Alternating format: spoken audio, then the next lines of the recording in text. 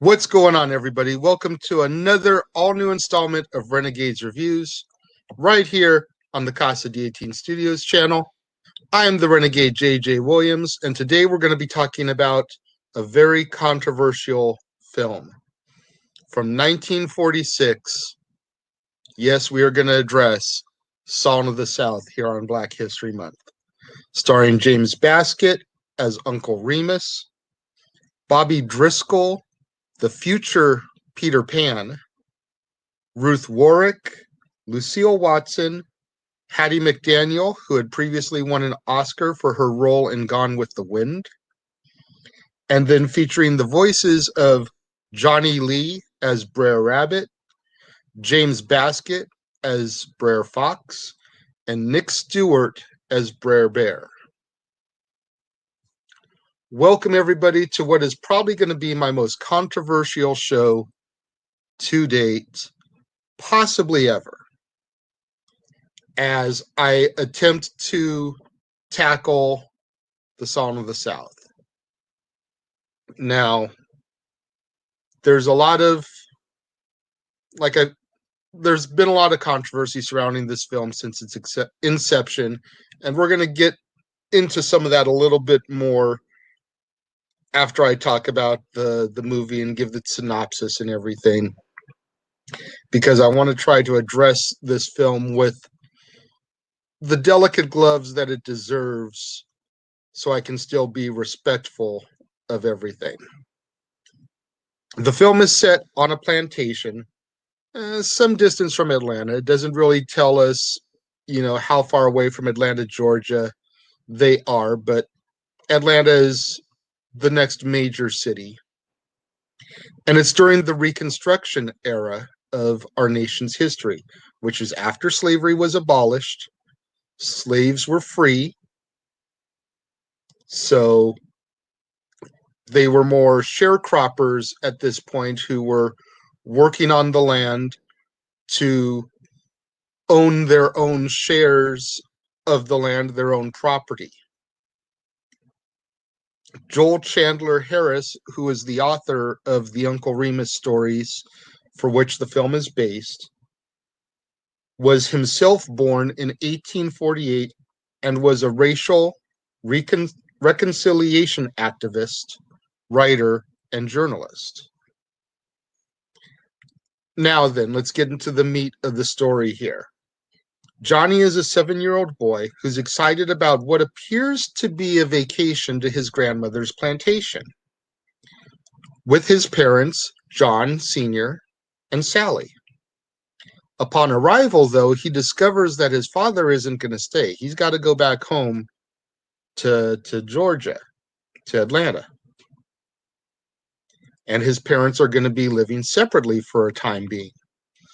Now, it's not really addressed if they're considering divorce or if they're just going through a separation, or even if this is just, hey, you take the kid to the grandparents' house, I've got some work to do. But there's definitely a little bit of possibility of separation leading to divorce if you look at the body language between John and Sally. Heartbroken, of course, Johnny attempts to run away his first night on the plantation with only a bindle. And as Johnny begins his journey, he hears some of the plantation residents singing songs about Uncle Remus and just perpetuating the story that he has told them and spreading them to new generations amongst the other plantation workers. Well, a little further down the road, he discovers an older man telling a group of children a tale about Br'er Rabbit. And this ends up being Uncle Remus himself, our first introduction to the character. By this point now, Johnny's mom, Sally, has discovered that he's gone missing. So Aunt Tempe and another resident head out to try to find Johnny. Sally is worried. Where's my son? I need to find him. Johnny is able to avoid being caught by them. But when they question Uncle Remus, he tells them, don't worry. Tell Sally that he's with me. The boy's with me. Because Uncle Remus is held in such a high regard amongst the people on the plantation that he's with Uncle Remus, good as gold. He's taken care of. Uncle Remus then catches up with Johnny, and the two begin to become friends. Johnny tells Uncle Remus that he's going to run away, that he's going to Atlanta. And Uncle Remus is like, well, that's a far journey. Have you got any food? And of course, Johnny has no food. He didn't think about that. He's only 7. He's probably just got a couple changes of clothes in his little bindle. So Uncle Remus, being a free slave and having the ability to go wherever he wants without being stopped and harassed by the law at the time, he tells Johnny, okay, well, let's go to my house real quick. We'll grab some food and I'll join you on your journey because there's nothing for me around here, really. So they go back to the cabin, and while at the cabin, Uncle Remus tells Johnny his first story of Br'er Rabbit, which is called Br'er Rabbit Earns $1 a Minute. Now, in the story, Br'er Rabbit attempts to leave his home at the briar patch, but he gets trapped in Br'er Fox's trap.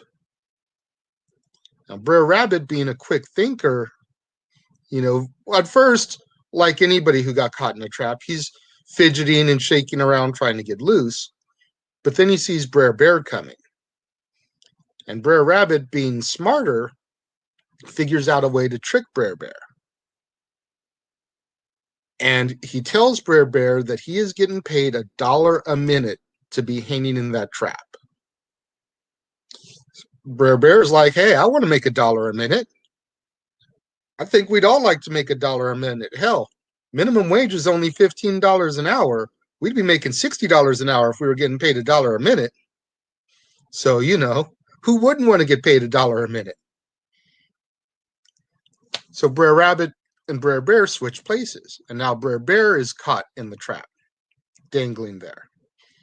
When Br'er Fox comes to slaughter Br'er Rabbit to make him dinner, you realize that, pun intended, he's been outfoxed. Br'er Rabbit rethinks his decision. He decides to go back home to the briar patch because that's where he's safe. That's where he's comfortable. Heeding the moral of the story, Johnny returns home, back to his grandmother's plantation. His mom and his grandmother are waiting up for him. Uncle Remus in tow, taking him back. Just like he had told, the plantation workers, little Johnny's with me. I got him. Now, while he's on this little vacation at his grandmother's, Johnny befriends some of the children that also live on the plantation. In particular, he befriends a boy named Toby and a girl named Jenny. And Jenny is the little sister of Joe and Jake. And Jenny decides that she's going to give Johnny a puppy because her older brothers want to drown him because he's the run of the litter.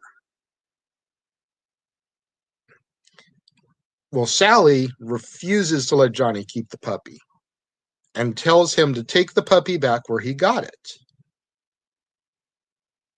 Well, Johnny doesn't want to see the puppy get drowned, so he decides to take the puppy to Uncle Remus's house, where Uncle Remus allows him to leave the puppy. That way he can still keep it. He doesn't get in trouble with his mom. And the dog doesn't get killed. However, Uncle Remus is unaware of what Miss Sally had told him, to take the dog back home where he had got it. While Johnny is at Uncle Remus's cabin again, Uncle Remus tells him another tale of Br'er Rabbit. This one is called Br'er Rabbit and the Tar Baby. And once again, Br'er Rabbit gets trapped and caught up by Br'er Fox. See, Br'er Fox is smart enough to catch him. He's just not quick enough to get him in time so that he can do what he wants with him. That's one of the big problems in all these stories, is that Br'er Fox is crafty enough to get him. He just can't execute what he wants to do with him. In this story, Br'er Rabbit is just kind of frolicking along, saying howdy to everybody that he passes, and everybody returns the howdy back. Well, he sees the Tar Baby sitting on a log, and he doesn't realize what it is. So when he says howdy, and there's no reply, he thinks he's being rude. So Br'er Rabbit threatens to knock him one. And when he does, his fist gets stuck in the tar.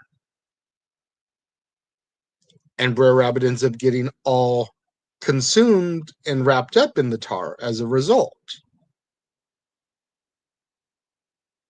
Well, here come Br'er Fox and Br'er Bear.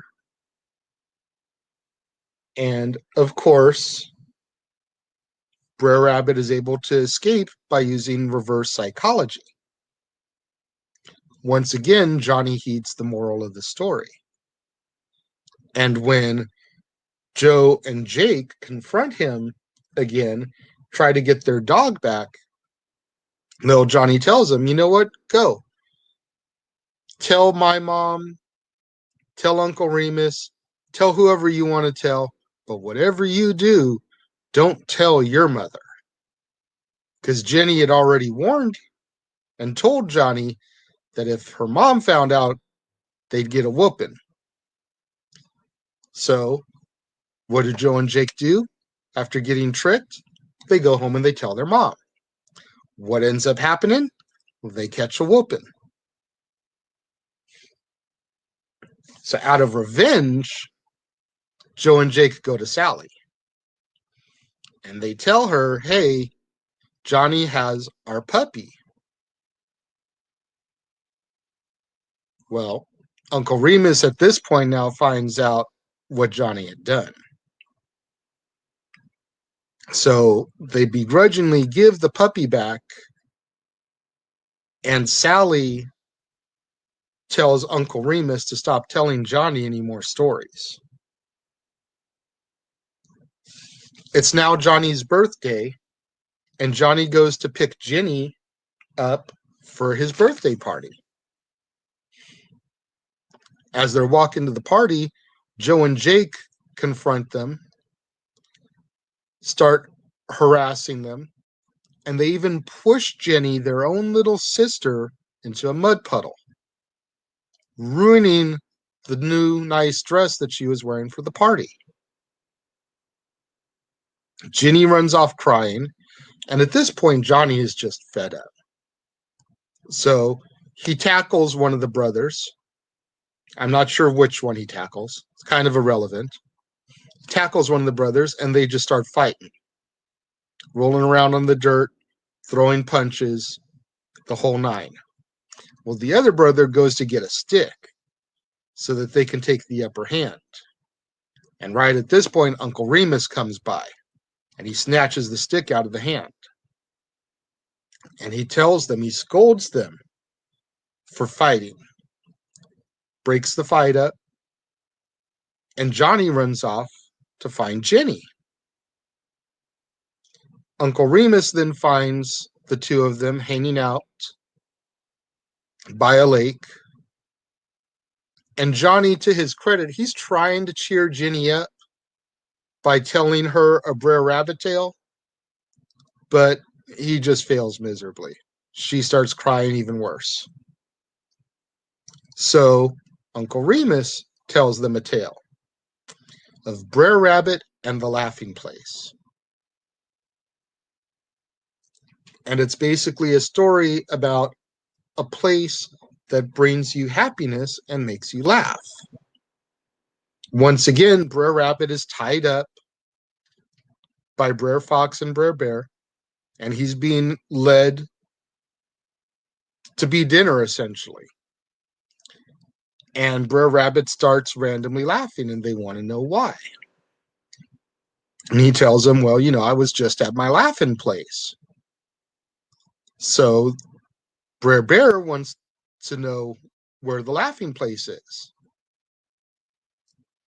And they keep walking for a little bit, and they end up encountering a beehive, if I remember correctly, and Br'er Bear gets his head stuck in the beehive. Br'er Rabbit starts laughing. He says that this is his laughing place. Well, Br'er Bear doesn't find it funny. Well, this is my laughing place. I didn't say it was your laughing place. Because, again, everybody has something different that makes them happy, makes them laugh. When Sally ends up finding the trio of Remus, Johnny, and Jenny, she is beyond upset. I mean, Johnny just missed his entire birthday party. All the guests have gone. He just totally left them high and dry. At this point, I definitely understand where Sally's coming from, because that's just a show of disrespect. I understand that kids lose track of time sometimes. But I mean, you've got all these people there at your house to essentially celebrate you, and you just basically no-show. She tells Uncle Remus not to spend any more time with Johnny, period. Forget that he even exists, basically. So as a result, Uncle Remus decides to leave the plantation and go to Atlanta.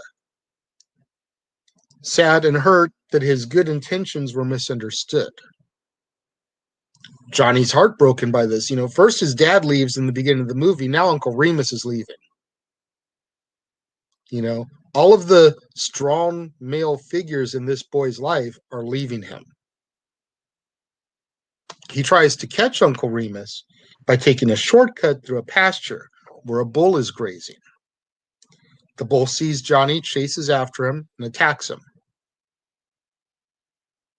seriously injuring Johnny. As Johnny's teetering kind of between life and death, and is he okay, and is he going to die, Johnny keeps saying Uncle Remus's name. And Johnny's grandmother knows exactly what needs to happen. She goes downstairs where all the plantation residents are kind of gathered to see what happens with Johnny. And of course, Uncle Remus is there. And she escorts him up to the room.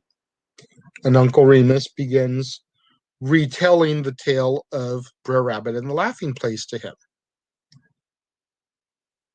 Johnny comes to and survives the serious attack. And sometime later, we see Johnny, Jenny, and Toby skipping and frolicking, singing and playing together as the puppy runs alongside of him, the puppy that Johnny tried to care for. They end up encountering Br'er Rabbit himself. And Uncle Remus is just blown. In his mind, these characters are fictitious. But here's Br'er Rabbit interacting with these children now. Uncle Remus runs off to join them, and they all skip off into the sunset and live happily ever after. So that's basically the story of Song of the South, the film. To join me here today on Renegades Reviews is a man who needs no introduction, but I'm going to give him one anyway. I'm not going to give him as illustrious a one as we do when we are together on the Dads, not always on wrestling. But ladies and gentlemen, Jeff MRF and Meacham himself. Welcome to the show, sir. Thank you for inviting me on. I know you and I have talked about this movie a lot over the years, and thanks to you, I did get a copy of it, digital, of course, within the last couple of years, and got to watch it. It was there's a lot to unpack. I'm not gonna lie. Yeah, so very much so. But it's one of those things where we've all heard about it as kids, because the majority of us that are on your shows or my shows or watch one or the other were born long after it became a thing in and of itself. The fact that the movie became what it has become, as far as a controversial subject, almost a taboo subject to talk about when you're in these halls, right? Yeah. So I'm looking forward to dissecting it thoroughly. Yeah. The film Song of the South has almost become the same type of naughty word as Chris Benoit. Right. Yes, very much so. I agree with that wholeheartedly. Now, let me just go over, since you're here, we're going to go over some of the controversies here. Right. And we'll try to break down and talk about these a little bit. Yep. Like I said in the beginning, the film's been controversial since its release in 1946. Now, just for a little bit of clarity, my dad was born a year later. Right. So my dad wasn't even born when this movie came into existence, okay? Right. And some people cite the depiction of the African-American characters as racist, saying that the vernacular is stereotypical. Mm-hmm. You know, Uncle Remus isn't exactly an educated man, and he speaks uneducated. Right. They say that the plantation setting is glorified. Yes, very, very much romanticized. And the NAACP itself even set out telegraphs to newspapers stating, quote, "The National Association for the Advancement of Colored People recognizes in Song of the South remarkable artistic merit in the music and in the combination of living actors and the cartoon technique. It regrets, however, that in an effort neither to offend audiences in the North or the South, the production helps to perpetuate a dangerously glorified picture of slavery, making use of the beautiful Uncle Remus folklore. Song of the South unfortunately gives the impression of an idyllic master-slave relationship, which is a distortion of the facts."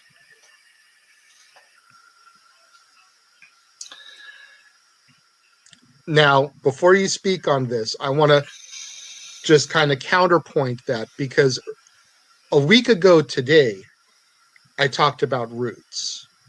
Right. And Roots had the characters of Dr. William Reynolds, portrayed by Robert Reed, no less. Yeah. And Sam Harvey, portrayed by Richard McKenzie.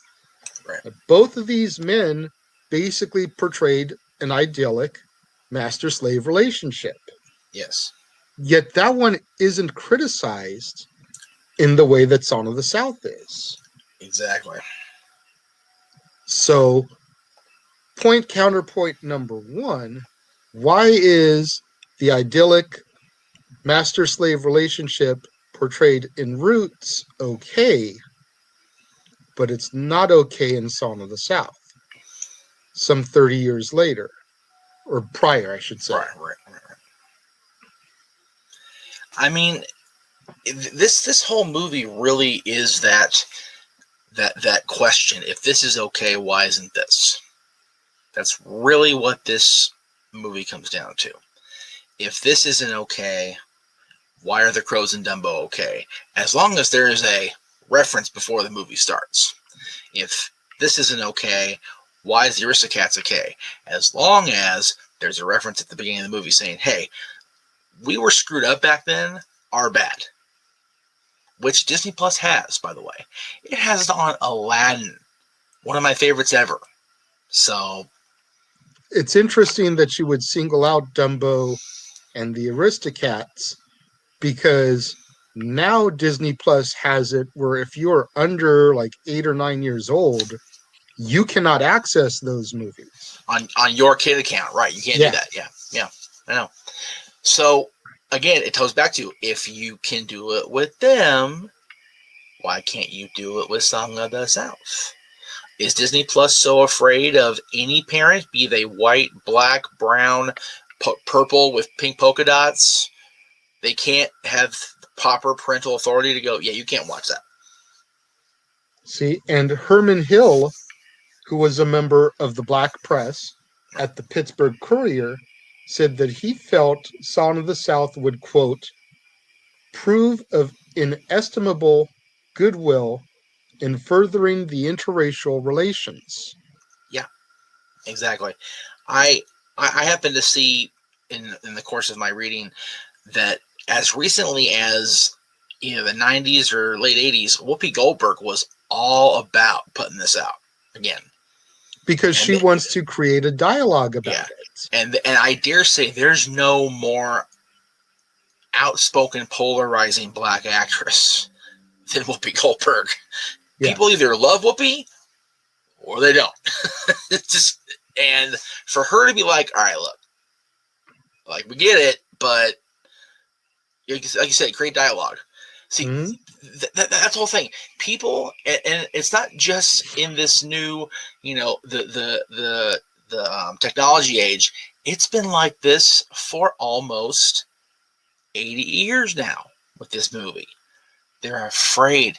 75 years this year is the release of the anniversary, is the release of the movie. They're scared to talk about it. It's like, oh, it's over there, but it's not there. Why? I was able to watch it the first time with your help, and I watched it, and I enjoyed it for a movie, for what it was. I watched it back this time. I did the analysis. I took the notes. I get it. I can get why PC people are so up in arms. But that's the thing. They're the PC people. They're supposed to be up in arms about everything. If they're not up in arms, they've got nothing to do. But me as a moviegoer, me as a parent, me as a lifelong Disney lover, would love the opportunity to have a dialogue with this amongst a group of people. Not just kids, not adults, not just black people, not just white people, but just, okay, the story itself is silly, okay? A lot of what happens to Br'er Rabbit is incorporated into what was Splash Mountain before they started gutting that thing out, too. Yeah. Which also chaps my ass to no end. They released that ride, 43 years after the fact, and all of a sudden now it's bad? Come on, guys. We were going to get to that in a minute, but, I'm glad you brought that up, because it pins back to the controversy, and if this movie is so controversial, why was it re-released in 1956 for the film's 10th anniversary? Why was it released in 1972 for Walt Disney Studios' 50th anniversary? Why was it released in 1973 as the second half of a double bill with the Aristocats? Why was it released? Oh, they released both of them? As a double bill. Ooh, not a good look, Granddad. Not a good look. Why did they release it in 1980 for the 100th anniversary of the original Uncle Remus stories? And why was it re-released in 1986 for the 40th anniversary of the film and to begin promotion of Splash Mountain? Again, these are all theatrical releases. Yeah. We're not just talking about, a one-off at the El Capitan or something. Right, exactly. We're talking about full-on theatrical releases. People could buy a ticket worldwide to go see this film again, but it's so controversial. It has even been aired on the BBC television as recently as 2006. and on the Disney Channel in the 80s and the 90s. So again, we're getting to Splash Mountain. If it's so controversial, why was there an attraction based on it in the first place? Yeah. It blows my mind that, you can only be as PC as, your biggest, most controversial critics can be. Mm-hmm. It's like, again, people say what they want to say about Walt Disney, about his views on life and whatever, and the way he approached certain types of people, whatever. Like, seriously. But I don't understand. Again, you said it. The ride was opened here in California first, and it was 43 years after the fact.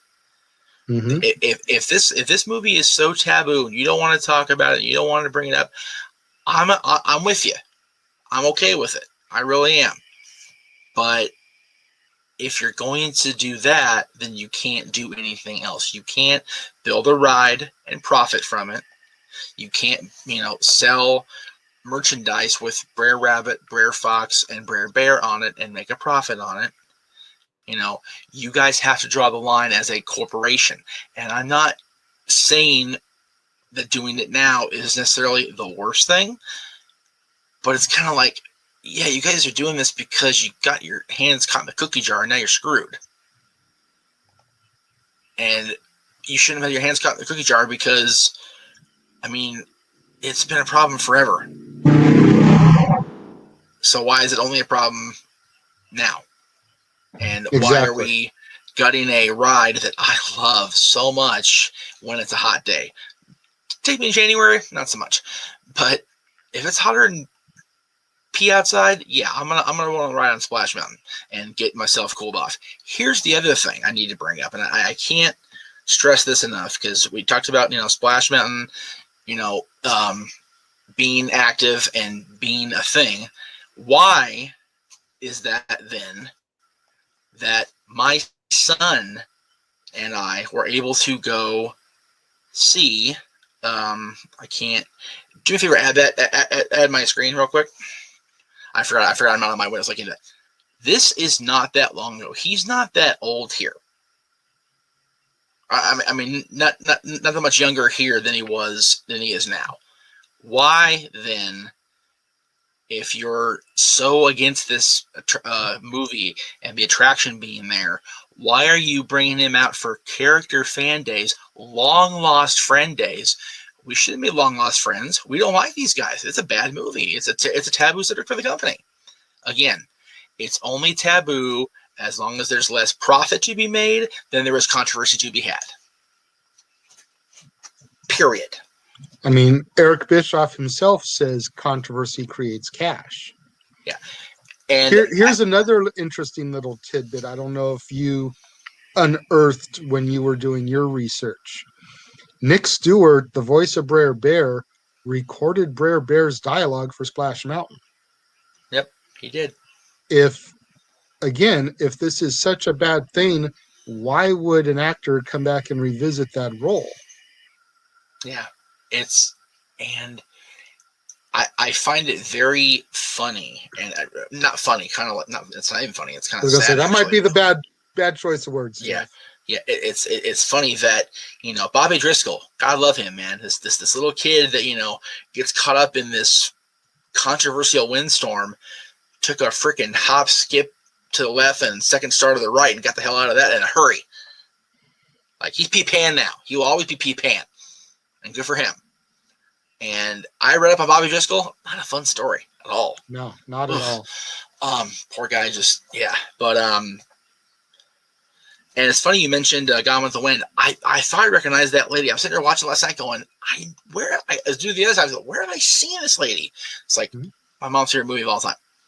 Like Gone with the Wind. It's like, I knew. And of course, it's a Southern plantation story. So there you go. Again, and only recently has that movie started to receive backlash. Yeah. It's so funny how I think the main problem, Jay, and again, this is probably going to get you a lot of controversy, and We're not used to that or anything. I feel like we're discussing this in a very professional way, so I hope we won't get flamed too much for this topic. Yeah. My thing is, why must everybody be so quick to police every single thing we do, we watch? Things we say, yeah, those should be more policed. I fully understand that, which is why I've had to curtail you actually giving me my proper introduction these days, because, I can make the money with the F-bombs. It don't work that way. But there is no reason that we as a society should not be able to have a calm, professional, mature, rational dialogue about anything, whether it's Song of the South, whether it's any of these things. And it's so funny because, we talked about when the WWE Network was launched 7 years ago this year, which again blows my mind too. We were promised every single pay-per-view, every single everything, and they're not all there. And the wrestling fans were up in arms about it. They didn't have a lot of the WCW European shows or the WWE various tours that were televised or whatever. And they got all... Nobody's really bitching about Song of the South not being a thing on Disney Plus. I don't understand it. Like, is it so taboo? Is it so bad that even the staunch Disney lovers will go, yeah, okay, we get that, but they can sit there and show their kids, Dumbo, Aristocats, anything, as long as there's a little, okay, just so you know, guys, we screwed up by making this movie. We shouldn't have done it, but we're going to go ahead and keep showing it to you and make profit off it anyway.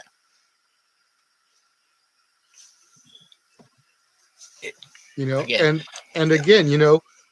Br'er Rabbit, Br'er Fox, and Br'er Bear all have appeared on House of Mouse multiple times. That ran from 2001 to 2003. Br'er Bear and the Tar Baby were in Who Framed Roger Rabbit in 1988. And all three of the Br'er characters also appear in Connect Disneyland Adventures for Xbox 360, which was a 2011 video game. Yep. So they're still trying to profit off these characters, and to an extent I understand, because the Uncle Remus tales are very much akin to Grimm's fairy tales. Oh, absolutely. They are the Southern African American versions of Grimm's fairy tales. Yep. But, like you said, why can't we have a proper discussion about this?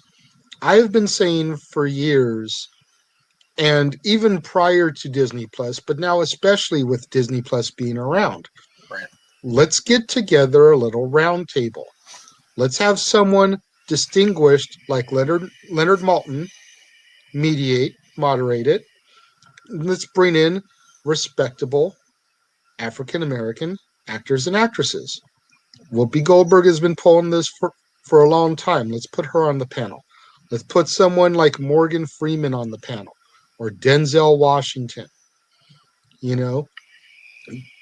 names that carry serious clout and weight, and have them sit there and discuss what is okay about this movie and what is not okay about this movie, so that people like ourselves, because let's be real, we are two white men, never been on a plantation, never lived during those times, so we don't understand what the times were, what they went through. We are only trying to speculate and discuss based off of what is presented in front of us. Yeah. So give us the reasons why this story is complete and utter bullshit. Yeah, I try not to cuss on my shows, but let's call it like it is here. Tell us what it is about the movie. Make us understand, but at the same time, acknowledge what is good about this movie, whether it's the animation, the songs, the storytelling, the portrayal of the animal characters in the animated segments. All of those have been released, in some varying form on Disney home media throughout the years. A lot of them through the old sing-alongs videos. Oh, yes.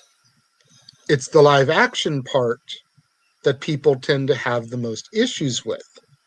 Which I completely understand. To an extent. Yeah.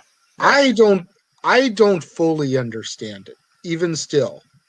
Because I see a story about a young boy put somewhere where at the end of the day he doesn't want to be.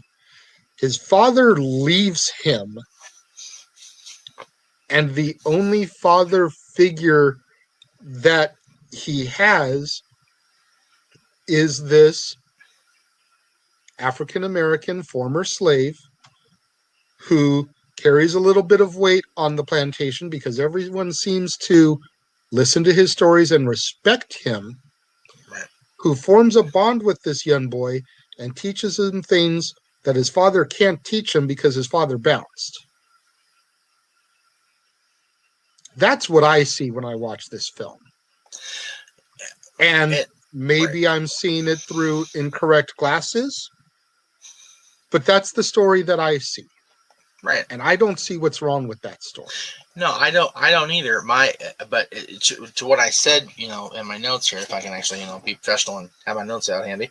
There you go. What I said was, I put the wrong section. Just kidding. Ducks. There we go. I can definitely understand where a PC crowd will consider this a huge, overwhelmingly huge romanticization of Reconstruction.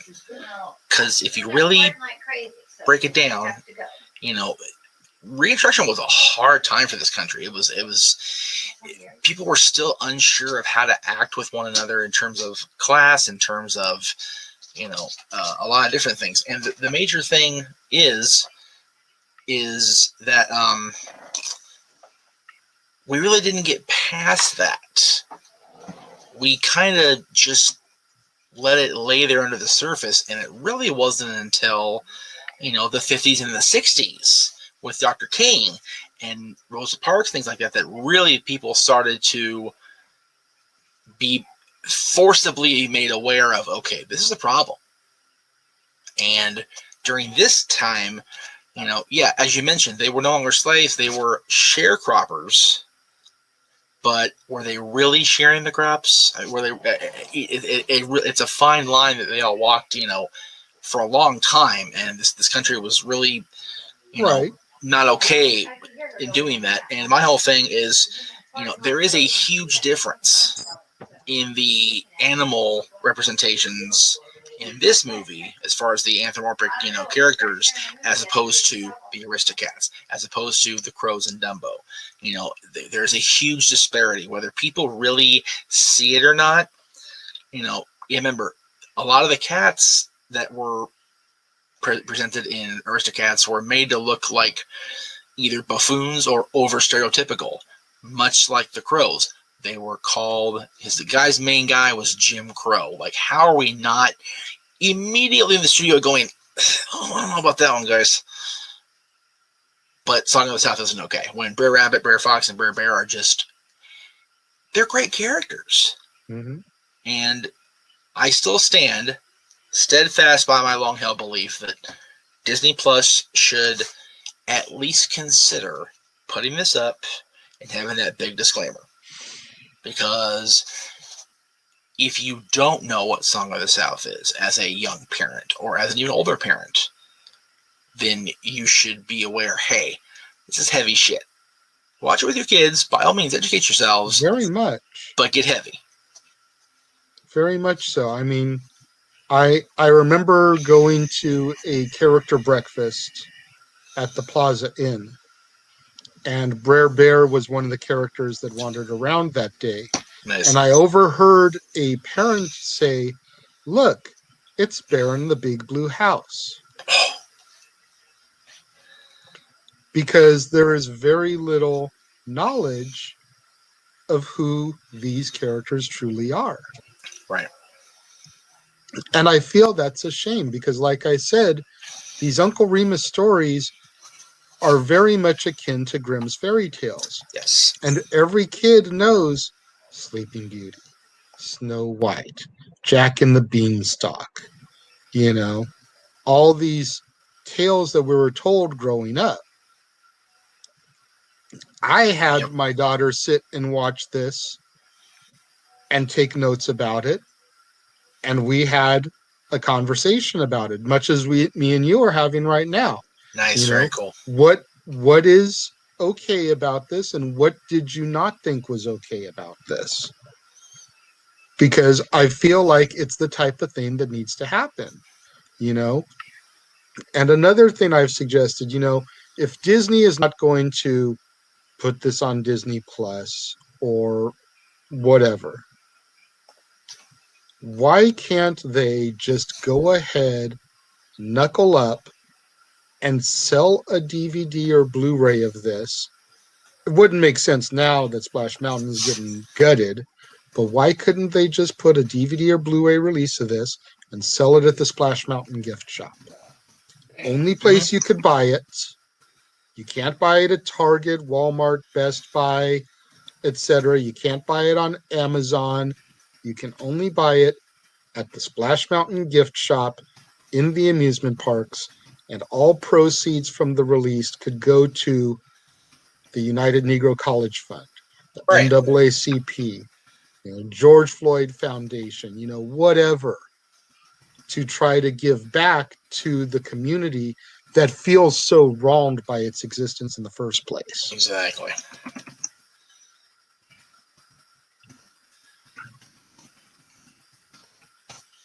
I almost hesitate to say, different things, because it's such a taboo subject. It's such a hotbed for controversy, and I know controversy is cash, and I know that's what we live off of here on this channel and on my channel and everything like that. But I at the end of the day, your show is a review show, and if I'm reviewing this movie as a movie, it's wonderful. I enjoy the story. I enjoy the interaction between the characters. I enjoy the mergers, the melting of animation and live characters, much akin to the later Mary Poppins, who, of course, revolutionized that in the first place. Let's not kid ourselves. If you were rating this movie out of 5 stars, Jeff, what would you give it? I would give it at least 4, if not 4.5. I think the story is that good. Pick one. 4. I only don't say 5 because, remember, I, as well as you, have the gift of hindsight. So you can look back and go, yeah, this was good, but. In 1946, there was no yeah, but, apparently, because they released the damn movie. So I only hesitate because there is so much that we can look back and go, yeah, it could have been different. But agree. Just agree. I definitely concede that point with you, and I also am giving this film 4 out of 5 stars. A lot of the same reasons. At the end of the day, I, as a film reviewer, can only really critique the product in front of me. Right. I shouldn't be critiquing the backstory. I shouldn't be critiquing the controversy. I shouldn't be critiquing the real life events that were happening in our country around which this film was based. Right. So if I am talking about a cinematography, acting, music, animation, storytelling, and grading on those things, then you've got to give it high marks, 4 out of 5 at least. Absolutely. And when, if you want to dig into the controversy, yeah, maybe you could knock it down a couple pegs, but I don't feel that that's just to the film and the product that was put out to throw that on there. It would be like ranking WrestleMania 20 low because of Benoit's championship reign and victory because of what happened years later. Right. Yep. And that's not fair to the whole of the product. No. And or to that match individually. I mean, it's easily Chris's finest hour. It really is. And if you take that away from the story of WrestleMania and the story of the character because of what the man did, it's not right. If you take away the brilliance and the good of Song of the South because of the bad, you're not being fair.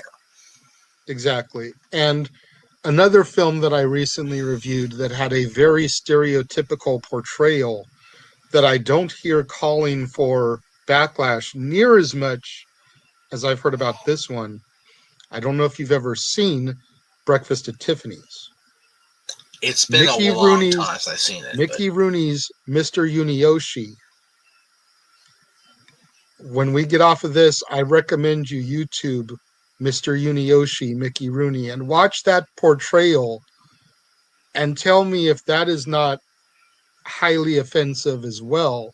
That sounds like way too much of a white guy to be playing the guy with that last name. Exactly. That's all that needs to be said. I don't mean to joke, but I said in my review that if I didn't know it was Mickey Rooney, I wouldn't have known it was Mickey Rooney. Right. Make sure you guys get out there. Get those hashtags trending on social media. Hashtag Casa D18 Studios. Hashtag Renegades Reviews. Hashtag Renegade Returns. And, of course, cheap plug for hashtag Jeff Meacham Network. And the ever-popular hashtag Shenanigans. And see, that picture I showed of Dylan and I with the characters from this movie, that was just fun shenanigans that we got into because the Disney parks released those guys from their cages. Really, it's awesome. Long lost friend weekends were some of my favorite times at the park because you would see those characters that did not come out on a daily basis. No. And it was, we met Hunchback of Notre Dame characters there. Yep. We met the Country Bears before they started becoming a little bit more frequent again. All 7 dwarfs. Yeah. All which hadn't 7 come out since dwarfs. We were kids, you and I. So it's crazy. Robin Hood Endgame. That was cool for me. I know it was for you as well. Scrooge McDuck and Professor Ludwig von Drake. Yeah. And again, when you talk about Scrooge McDuck and Professor Von Drake, stereotypical Scottish accent, stereotypical German accent, shouldn't use those. Those are bad. No. Where do we draw the line?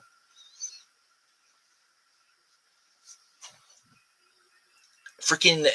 Okay, well, I'm gonna go way into the weeds. Talk about Mulan and Pocahontas. That we're gonna get out into the friggin' hour or more here. Yeah. Let's not go there.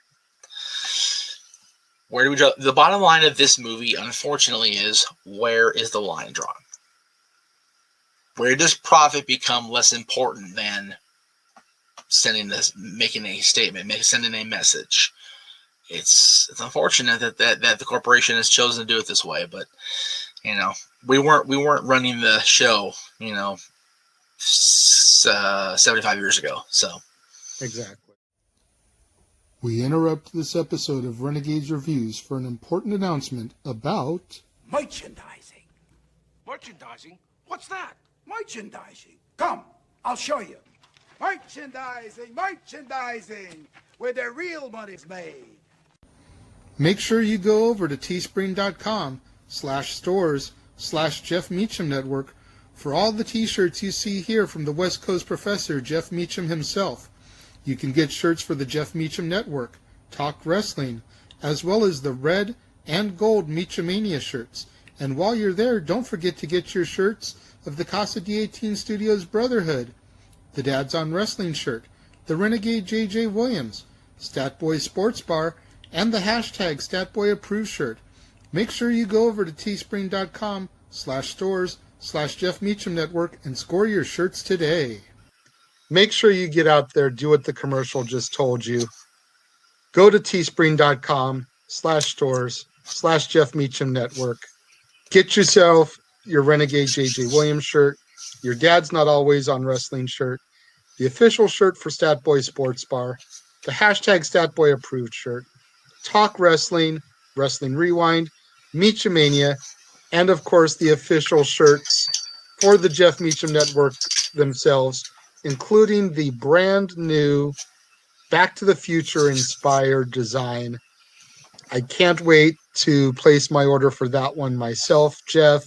Appreciate that. And finally, have me a shirt broadcasting and advertising the network. Yeah, I made it a point to make sure I got myself one and my dad one. And of course, I needed the rest job for the thing with Adam. So I made sure that I got one made. But yeah, I adore that logo so much, man. It came off so well. Bravo to Greg on that one. That was really well done. Yes. Thank you for joining me, Jeff. Thank you. Thank you for riding along with me here for almost an hour. I was going to say, thank you for taking your show twice the length. Yeah, sorry. It's all good. When I have guests on the show, it usually tends to go closer to 45 minutes, an hour anyway. So, all good. You know, I'm cool with it, and I'm sure the fans, all 5 of them that watch every episode of mine, will be glad to see you on here discussing this topic. Thank you for joining us. Comments, please let us know what you think about it in the comment box below. I've been getting a few more comments here recently on some of my episodes. Thank you to all those of you who have been doing that. How did we handle this controversial subject? I really want to know. So please let us know in the comment box if you feel like we did justice to this film and handled it in a respectable and proper way, because I knew going in to this particular movie that it was going to be a daunting task. Because either you completely nonchalantly glaze over it or you beat stuff to death. And I really tried to walk the middle ground there. Right. And I feel I did a good job. Yep. I think Jeff may feel that I did a good job, but what did you, the viewers, think? Please let me know. Again, comments in the comment box. I will reply to them as I always do. Well, is that the Jeff Meacham endorsement? Yes. There's the logo. Go there. Do that. Buy the shirts. All that stuff. So, thank you again for joining me. Until tomorrow here on Renegades Reviews, where I will be beginning my journey into blaxploitation films with none other than the classic Shaft. Damn right. I am the Renegade J.J. Williams. Thank you for joining me, Jeff. And I will see you guys next time.